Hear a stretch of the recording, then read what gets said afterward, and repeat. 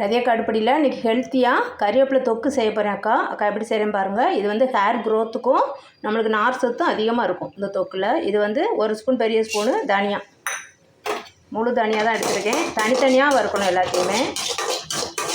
இன்றைக்கி ஆயில் ஊற்றி தான் வறுக்கிறேன்க்கா. அவ்வளோதான், தனியாக வறுத்தது போதும். நம்ம வடிகட்டி பிளேட்டுக்கு மாற்றிடலாம். அடுத்து கடலைப்பருப்பு ஒரு 50 கிராம், அதையும் கொஞ்சம் நல்லா சுவக்க வறுத்தணும். எல்லாமே இதுக்கு ஆயிலில் தான் வறுத்து எடுக்கணும்ப்பா. இப்போ கடலைப்பருப்பும் பொன்னிறமாக வறுத்தாச்சு. இங்கே பாருங்கள், நிறம் மாறி இருக்கா? அவ்வளோதான் போதும். ஆயிலில் இருந்து நல்லா வடிகட்டி பிளேட்டுக்கு மாற்றிடும். அடுத்து அதே ஆயிலில் பாசிப்பருப்பு 100 கிராம் போடுறேன்க்கா.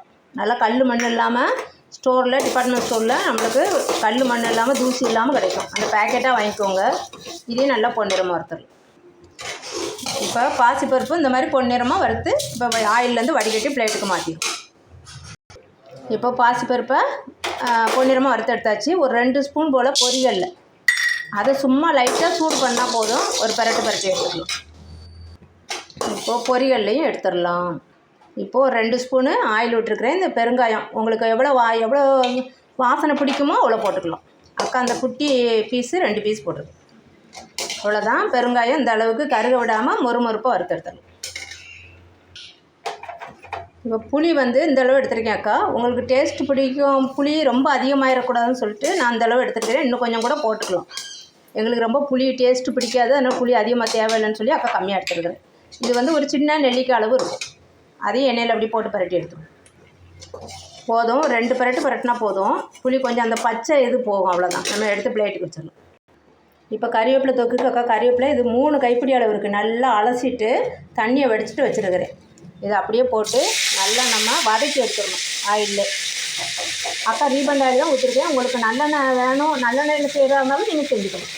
எனக்கு நல்லெண்ணெய் செஞ்சால் கொஞ்சம் அந்த தொக்கு இருக்கும்போது ஒரு மாதிரி கார வாடை வர்ற மாதிரி இருக்குது. அதனால் அக்கா நல்லெண்ணெய் ஊற்றலை, ரீபண்ட் ஆயில் தான் ஊற்றிட்டு வச்சுருக்கேன். இதை நல்லா வதக்கிக்கலாம். அவ்வளோதான். கறிவேப்பிலை வதங்கினது போதும். இந்த கிரீனிஸ் மாறாமல் வதக்கி எடுத்துக்கோங்க, போதும். இதை அப்படியே பிளேட்டுக்கு எடுத்துக்கணும். இப்போ இது காரத்துக்கு காஞ்ச மிளகா அக்கா ஒரு 20 மிளகா எடுத்துருக்குறேன்.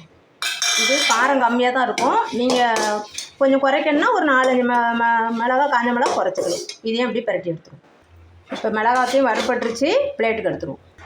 இப்போ அதே வடை சட்டியில் பூண்டு ஒரு 6 பல் வச்சுருக்கேன், பெரிய பல்லாக. அதை லைட்டாக பரட்டி எடுத்துப்போம்.